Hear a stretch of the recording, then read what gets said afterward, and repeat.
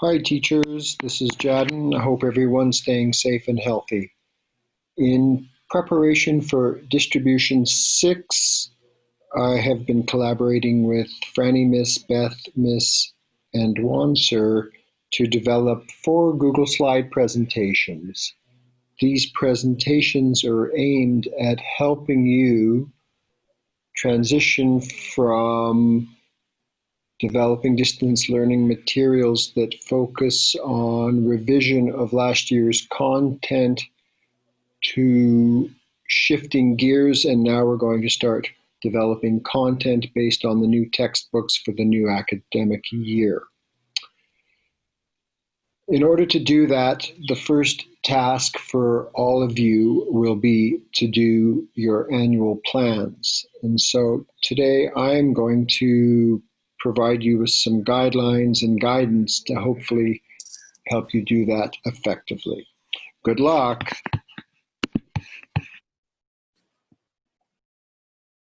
Your long-term plan should help you provide for a broad and balanced curriculum where continuity and progression are promoted. It should provide a summary of the student learning objectives to be achieved in each subject area based on the curriculum and textbook, as well as your judgment of your students' individual needs. So here we're talking about differentiating support for each student. As a teacher, you want to promote quality learning and teaching for all your students in your class. There's a clear link between the quality of learning achieved by the students and the quality of the teacher preparation. Planning, in this case, annual planning, forms one important part of teacher preparation. So now let's talk about principles of good planning. Who is planning for? Annual planning guides you, the teacher. Why is planning needed? Annual planning gives you clarity about what the students will be learning throughout the academic year, how the students will learn that material, and how you will know what the students have learned. In other words, we're talking about how you will be assessing and evaluating your students. An important part of the annual planning process is to know what should be included in your annual plan. For each subject, your long-term or annual plan must contain the following items. 1, the class level or grade level and the subject. 2, a list of the different units or topics of study. Number 3, the student learning objectives for each unit or topic of study. 4, a list of the materials and supplementary resources required for each unit or topic of study. Number 5, a list of the approaches or supplementary activities that will be integrated into each unit or topic of study. Number 6, a list of the assessment strategies used during each unit. And number 7, a list of the number of lessons required for each unit or topic of study. For the annual planning process, you will be required to complete an annual planning chart. We will be providing that chart in Google Docs shortly. The annual planning chart has 6 columns. The first column on the left focuses on units of study. This section of the long-term plan should outline all key content to be covered in the school year, from July to March in our case, considering the lockdown. Each row will provide you with space to provide information for each unit or topic of study. You must create an annual plan for each subject that you teach. In the next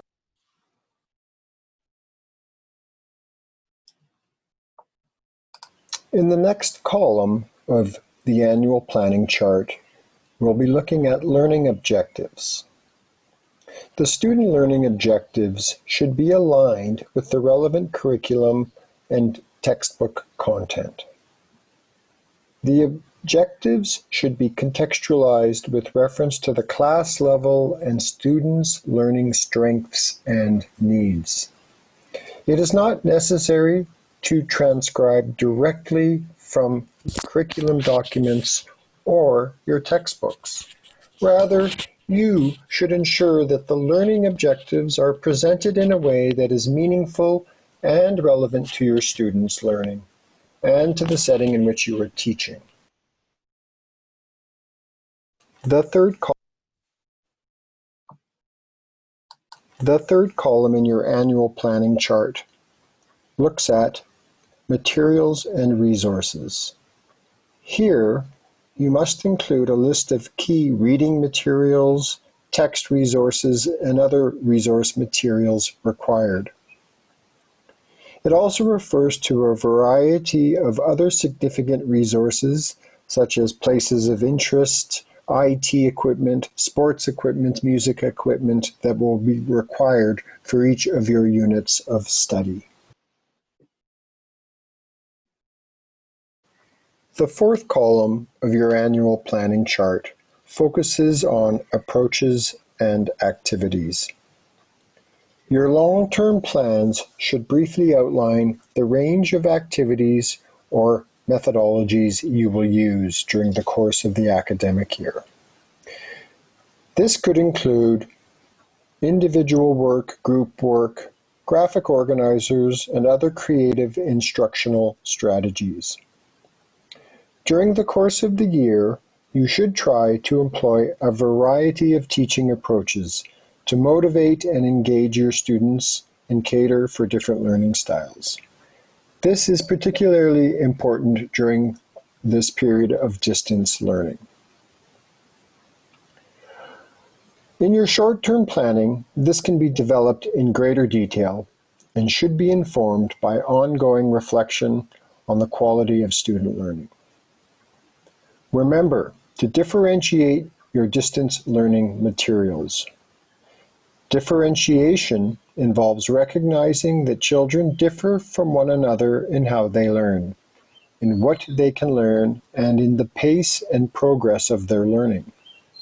Differentiation is concerned with matching teaching and learning approaches to the child, so that the learning objectives and completion targets are realistic and attainable. Differentiation incorporates looking at the individual student's interests, previous knowledge and experiences in the area of learning, the student's level of motivation, and their pace of learning. The capacity to plan for differentiation will increase as you become more familiar with your students. The fifth column in your annual planning chart looks at assessment. Assessment enables you to build a picture over time of each student's progress and achievement in learning. This ongoing process of how each student learns, as well as what the student learns, shapes this picture and informs subsequent stages of the teaching and learning process. Assessment methods are the strategies, techniques, and tools you will use for collecting this information. Assessment helps to determine the extent to which students demonstrate desired learning outcomes, which are based upon your learning objectives that you have outlined in your annual planning chart for each unit. There are two main approaches to assessment. The first is called assessment for learning. This is where you're using information about students' knowledge, understanding, and skills to inform your teaching. This is where you may be required to reteach some concepts and topics when you notice that students are struggling. The second is assessment of learning. Here, you're using evidence of student learning to assess student achievement against set learning goals. Continuous assessment is something we've talked a lot about over the last couple of years, and this in particular falls under the assessment of learning section. So we have two ways in which continuous assessment can take place. One is summative assessment, which is based on activities contributing to the final grade, and formative assessment, which are based upon assessments of activities and products not contributing to the student's final grade.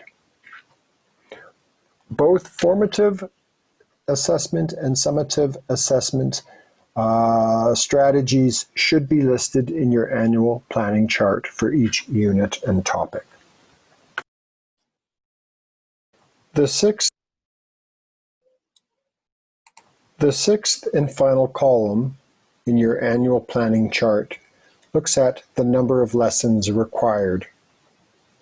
This is determined by the amount of content to cover in each unit, the level of difficulty of the content in each unit.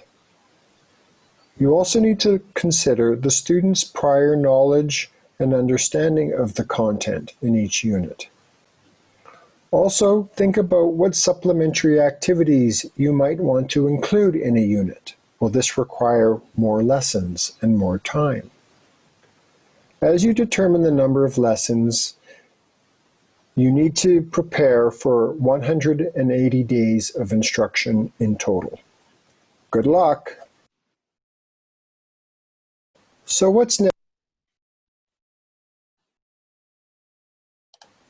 next? Well, once you've completed your annual plans, they must be submitted to your head of department on or before Wednesday, July 1st.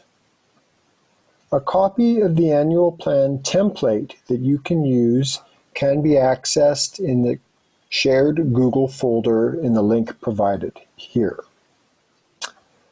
That's it for me. I hope the annual planning webinar was helpful. Watch it again and again, and I encourage you watch the next webinar in our series, Planning a Unit. Good luck.